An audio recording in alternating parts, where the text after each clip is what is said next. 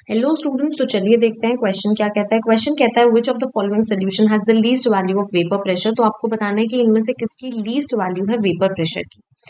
तो हमें सबसे पहले वेपर प्रेशर को समझना पड़ेगा। वेपर प्रेशर क्या होता है? वेपर प्रेशर तब आता है जब रेट ऑफ कंडेंसेशन जो होता है वो रेट ऑफ इवेपोरेशन के इक्वल हो जाता है। एक इक्विलिब्रियम मेंटेन्ड होता है, उस टाइम पे जो प्रेशर एक्सर्ट करता है लिक्विड उसे वेपर प्रेशर कहते हैं।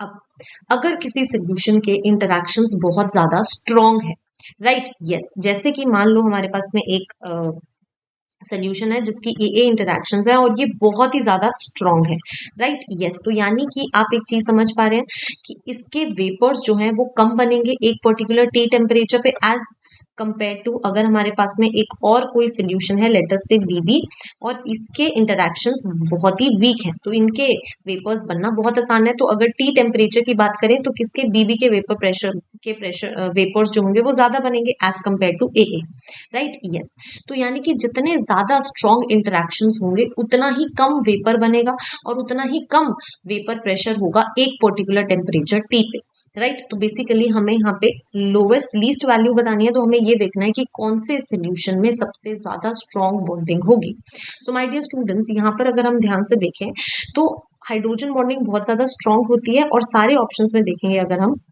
HCl H2O आयनाइज हो जाएगा, कोई दिक्कत नहीं है। NaOH H2O में भी आयनाइज हो जाएगा, कोई दिक्कत नहीं है। अगर आप ROH H2O देखो, एल्कोहल और वाटर में बेटा हाइड्रोजन बॉन्डिंग हो जाती है, यहाँ पर हाइड्रोजन बॉन्डिंग होती है, राइट। और ये बहुत ज्यादा स्ट्रॉन्ग इंटरेक्शन है जिसकी वजह से इसका सबसे कम वेपर प्रेशर होगा, राइट, यस। बाकी सबके कंपैरिजन में CH3Cl में भी कोई हाइड्रोजन बॉन्डिंग नहीं होती है, तो ये बॉन्डिंग भी हाइड्रोजन बॉन्डिंग से वीक होती है। तो यानी कि एक ही करेक्ट आंसर हमें दिख रहा है जिसमें हाइड्रोजन बॉन्डिंग होगी, स्ट्रॉन्ग बॉन्डिंग होगी, तो वेपर प्रेशर कम होगा, विच इज ऑप्शन सी। तो ऑप्शन सी आपका करेक्ट आंसर होगा। Thank you.